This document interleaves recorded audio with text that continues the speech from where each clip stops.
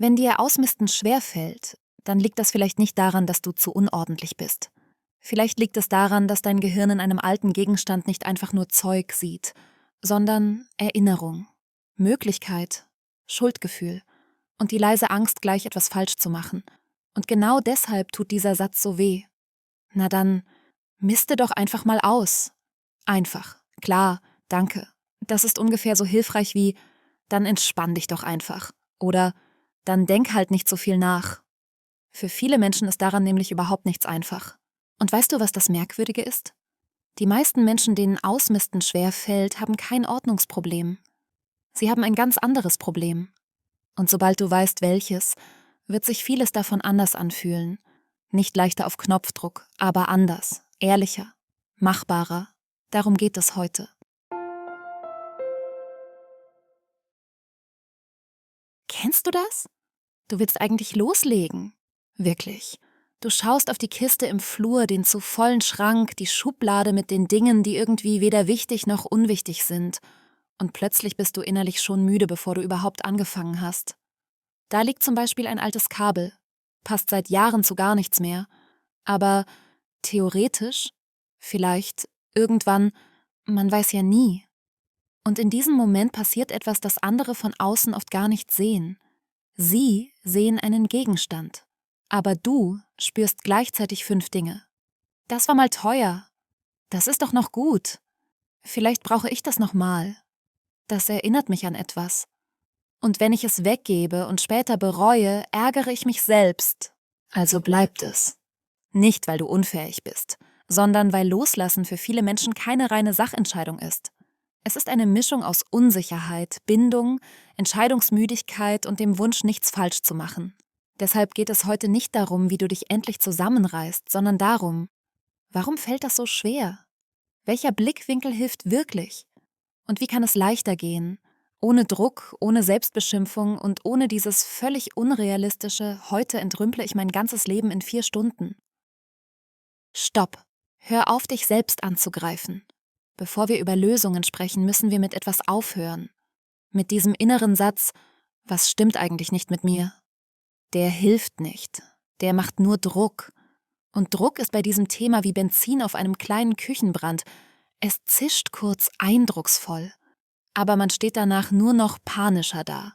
Die bessere Frage ist, was macht es mir gerade so schwer?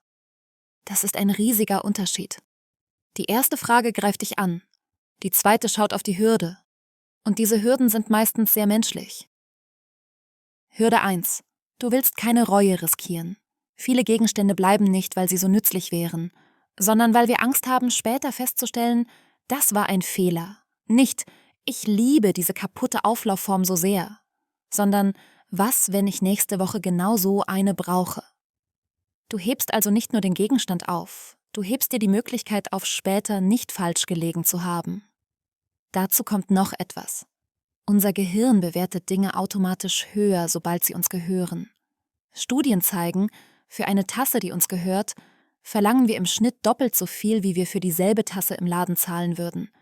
Allein das „Es ist meins" verändert, wie wir es sehen. Das ist kein Fehler in dir. Das ist Biologie. Hürde 2. Aufschieben ist oft Selbstschutz. Viele denken bei Aufschieben sofort faul, undiszipliniert, bequem. Aber die Forschung sagt etwas anderes. Wenn sich eine Aufgabe innerlich unangenehm anfühlt, schiebt das Gehirn sie weg, um sich kurzfristig besser zu fühlen.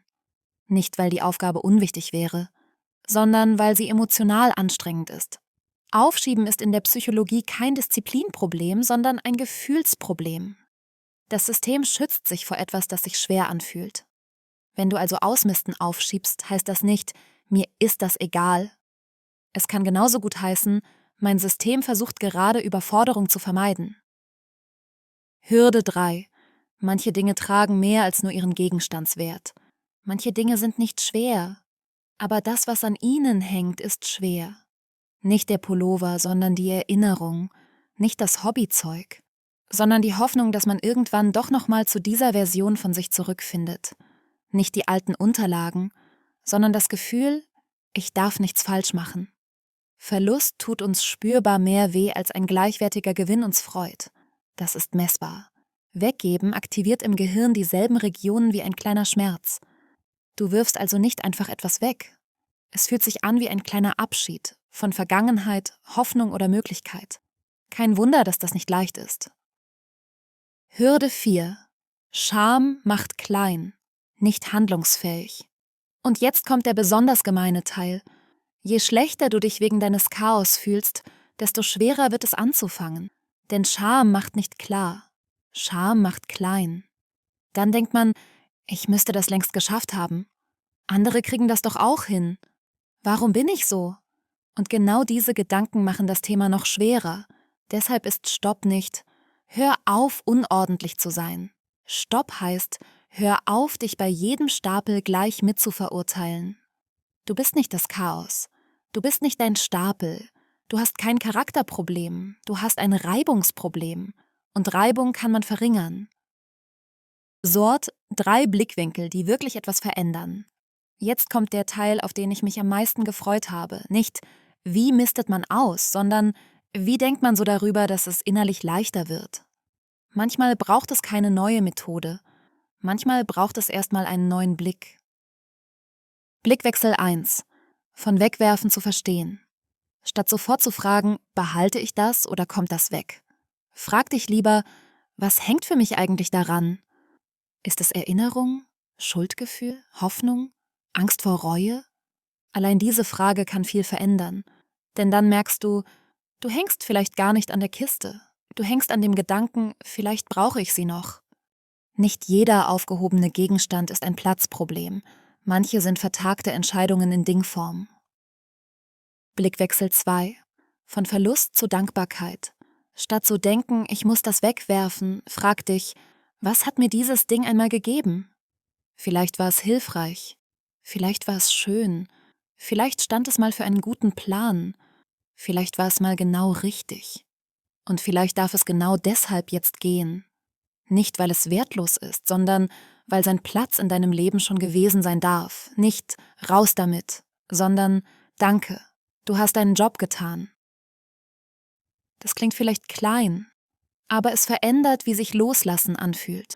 Von Verlust zu einem bewussten Abschluss. Blickwechsel 3. Wofür will ich Platz machen? Und würde ich es heute noch mal holen? 2 Fragen, die gut zusammenpassen. Erstens, nicht nur, was kann weg, sondern was soll stattdessen mehr Raum bekommen? Mehr Ruhe, mehr Übersicht, weniger Dauerhintergrundrauschen beim Reinkommen? Dann geht es plötzlich nicht mehr nur um Verlust, sondern um Fürsorge für dich selbst. Nicht, ich nehme mir etwas weg, sondern ich schaffe Platz für das, was mir heute hilft. Zweitens, und das ist meine Lieblingsfrage, würde ich das heute noch mal kaufen? Würde ich es heute noch mal mit nach Hause nehmen? Denn auf brauche ich das noch? Hat dein Kopf fast immer eine Antwort. Also theoretisch, vielleicht, unter bestimmten Umständen schon. Aber die Kaufenfrage ist ehrlicher. Mit deinem echten Alltag. Mit deinem echten Leben. Nicht mit der Fantasieversion von dir, die jeden Sonntag bastelt, backt, näht, Sport macht und ihre Quittungen alphabetisch sortiert. Die lebt woanders. Wahrscheinlich in derselben Parallelwelt, in der Socken immer paarweise aus der Wäsche kommen. Und Dinge, die gehen sollen, die dürfen weiterziehen. Das Buch kann jemand anderen freuen. Die Jacke kann jemand anderen wärmen. Die Vase kann endlich bei jemandem wohnen, der sie nicht seit 3 Jahren als stilles Deko-Schuldgefühl im Regal stehen hat. Nicht, ich werfe es weg, sondern ich lasse es weiterleben. Step, wie es praktisch leichter wird. Jetzt bitte nicht den Fehler machen und denken, alles klar, dann reiße ich am Samstag alles raus und bin abends ein neuer Mensch.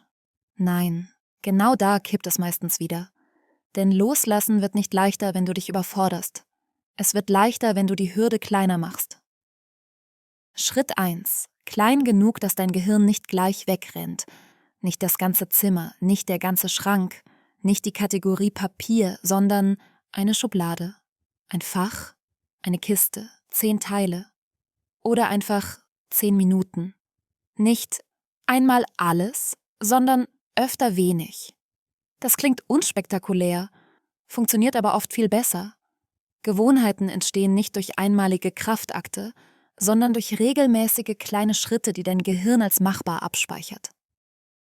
Schritt 2: Fang mit den leichten Entscheidungen an. Bitte nicht direkt mit der Erinnerungskiste anfangen, wenn du emotional schon wenig Luft hast. Fang an mit kaputt, abgelaufen, doppelt vorhanden, offensichtlich ungenutzt, offensichtlich ungeliebt. Warum? Weil dein Gehirn so lernt. Loslassen ist nicht immer Drama, manches ist einfach nur überfällig. Und das baut Vertrauen auf. Schritt 3: Nur 3 Kategorien. Du brauchst kein Farbsystem mit 17 Boxen. 3 reichen. Behalten, weitergeben oder entsorgen. Noch nicht. Das noch nicht ist wichtig. Wenn alles sofort endgültig sein muss, macht dein Kopf schneller dicht. Noch nicht ist keine Schwäche. Es ist manchmal die Brücke, damit du überhaupt weiterkommst. Schritt 4: Entscheidung und nächster Schritt gehören zusammen. Das ist der Schritt, den die meisten überspringen. Und genau deshalb scheitern viele nicht an der Entscheidung, sondern am Danach. Da liegt dann die Spendentüte. 4 Wochen im Flur, dann 6. Dann kommt die Phase, in der man kurz nachschaut, ob da nicht doch noch was Wichtiges drin ist. Dann wird sie halb wieder ausgeräumt. Und irgendwann steht sie dort wie ein stilles Mahnmal aller guten Vorsätze des letzten Quartals. Deshalb, wenn etwas gehen soll, mach den nächsten konkreten Schritt direkt mit. Tüte packen, Ort festlegen, nach unten mitnehmen, ins Auto legen. Nicht nur entscheiden, auch weiter bewegen. Schritt 5: Sprich mit dir wie mit jemandem, dem du helfen willst. Nicht, ist doch peinlich, dass ich dafür so lange brauche, sondern, klar fällt mir das schwer, also mache ich es kleiner. Nicht, warum bin ich so, sondern, was würde es mir gerade leichter machen? Das ist nicht weichgespült. Das ist oft der Unterschied zwischen Lähmung und echtem Anfangen. Noch ein Gedanke zum Mitnehmen. Ordnung ist keine Moral. Ordnung ist kein Beweis dafür, dass ein Mensch tugendhaft, fleißig und innerlich sortiert ist. Und Unordnung ist kein Beweis dafür, dass ein Mensch versagt hat. Ordnung ist oft das Ergebnis von Systemen, Gewohnheiten, Energie und dem Spielraum, den das Leben gerade lässt. Das Ziel ist nicht, ein perfekter Mensch zu werden. Das Ziel ist, dir dein Leben ein bisschen leichter zu machen. Nicht mehr, aber eben auch nicht weniger. Und noch etwas: Jedes unerledigte Ding stellt innerlich eine leise Frage. Bin ich noch wichtig? Kommt hier noch eine Entscheidung? Das ist kein optisches Problem, das ist Dauergeräusch im Kopf. Deshalb brauchst du keine Ordnung, die nur an guten Tagen funktioniert.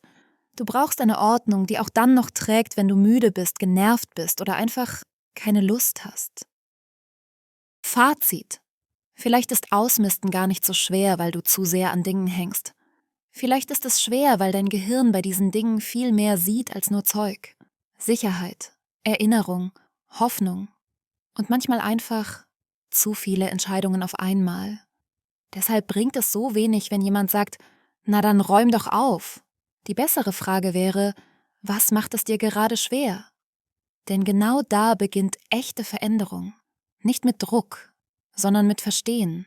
Nicht mit Gewalt, sondern mit einem neuen Blick. Und vielleicht ist der erste Schritt heute nicht der Keller, nicht der Schrank, nicht die Kiste. Vielleicht ist es einfach nur eine einzige Sache in die Hand nehmen, kurz innehalten und sagen, danke, du hast deinen Job getan.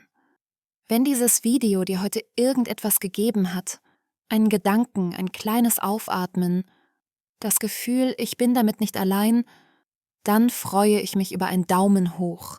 Nicht für den Algorithmus, sondern weil es mir zeigt, das trifft jemanden.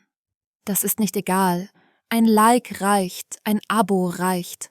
Und eine einzige Sache in die Hand nehmen und sagen, danke, du hast deinen Job getan.